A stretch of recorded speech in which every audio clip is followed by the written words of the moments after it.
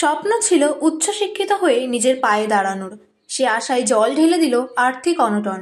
অর্থের কাছে হার মেনে অবশেষে বাধ্য হয়ে বিয়ে করতে হলো বিয়ে দ্বিতীয় বর্ষের ছাত্রী দেবী রায়কে। বাড়ি নদিয়ার রানাঘাট থানার অন্তর্গত হবিবপুরে।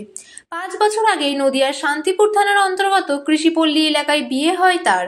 স্বামী অমৃত বাড়ুই দিনমজুরের কাজ করেন, কোনো রকমে সংসার চলে তাদের। অন্যদিকে সদ্য বিবাহিতা দেবী রায়ের জেদ ছিল তিনি উচ্চশিক্ষিত হবেন। বাড়ি থেকে তাকে বিয়ে দিয়ে দিলেও সেই অদম্য ইচ্ছা তাকে হার মানাতে পারেনি। নিজের পড়াশোনা চালিয়ে যাওয়ার ইচ্ছা প্রকাশ করে তার স্বামীর কাছে। দীর্ঘ আর্থিক অনটন সত্ত্বেও তার স্বামী তার স্ত্রীর পড়াশোনা চালিয়ে যাওয়ার সদিচ্ছা প্রকাশ করেন। স্বামীর রোজগারে কোনো রকম সংসার চলত তাদের। পড়াশোনার বাড়তি টাকা জোগাড় করতে হিমশিম খাচ্ছিল তারা। অবশেষে দেবী রায় নিজেই কর্ম করার আগ্রহ প্রকাশ করেন। এরপর একটি টুকটুকি কিনে নিজেই চালানো শুরু করে।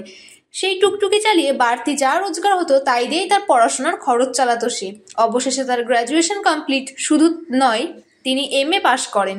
এ বিষয়ে দেবী রায় বলেন, এত শিক্ষিত হয়ে টুকটুকি চালাবো কখনো ভাবিনি, কিন্তু কাজ তো ছোট নয়। নিজের স্বার্থে আমি এই কাজটা করছি, তবে সমাজের তরফে অনেক কটূক্তি এবং হাসাহাসি শুনতে হয়েছে আমাকে, কিন্তু আমি কোনো দিকে কান না দিয়ে নিজের কাজ নিজেই করে যাচ্ছি। আগামী দিনের প্রতিটি মেয়েদের বলবো, কোনো সমাজের কথা না ভেবে, লজ্জা না পেয়ে এইভাবেই নিজের ক্ষমতায় নিজেকে উপস্থাপন করার।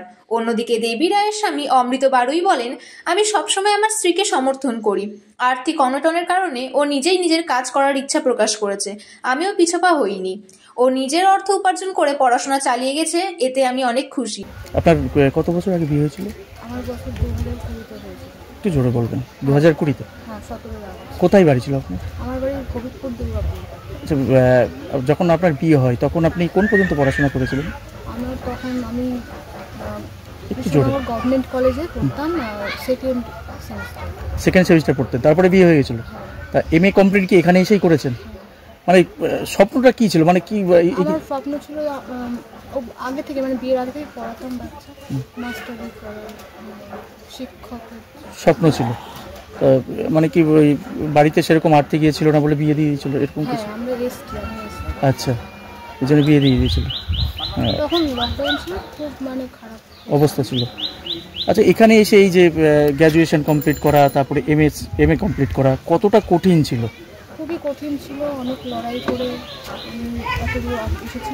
আমি MA করেছি, তার জন্য আমার স্বামী আমার সাথে সাপোর্ট করেছে। মানে অনেক খরচা তো, মানে একটা পড়াশোনা করতে গেলে খরচ তো। পড়াশোনা করেছি, আর হচ্ছে আমি যে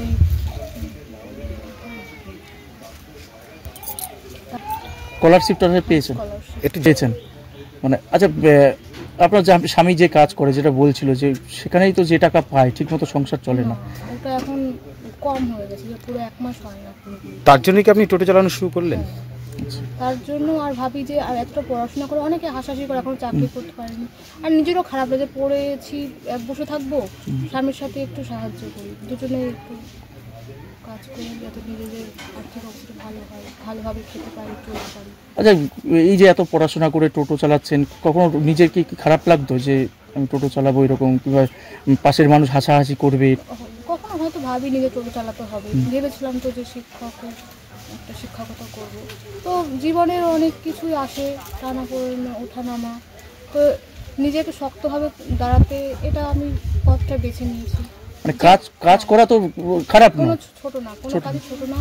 এটা আমি করছি, আমার এখন কি বলবো, দুর্বল হয়ে করছি, আর মজবুরিতে করছি। তো আমি এরকম করেই মানে আমার পড়াশোনা চালাচ্ছি। আগামীকাল তো নারী দিবস, প্রত্যেকটা নারীকে কি বলবেন যে তারা যদি এরকম সমস্যায় পড়ে নিজেদের সাহস নিয়ে কি এগিয়ে আসা উচিত, এরকম সমাজের কথা না ভেবে? অবশ্যই, কেননা সমাজ কিন্তু আমাদের খেতে দেবে না, তারা কিন্তু শুধু কথাই বলবে, হাসাহাসি করবে, কিন্তু তারা আমাদের খেতে দেবে না, বা দুবেলা এটা এসে শুনবে না যে তুমি কি খেয়েছো বা কিছু দেবো তোমাকে, এটা কিন্তু শুনবে না। তারা শুধুমাত্র আমাদের তাচ্ছিল্যই করবে, হাসাহাসি করবে।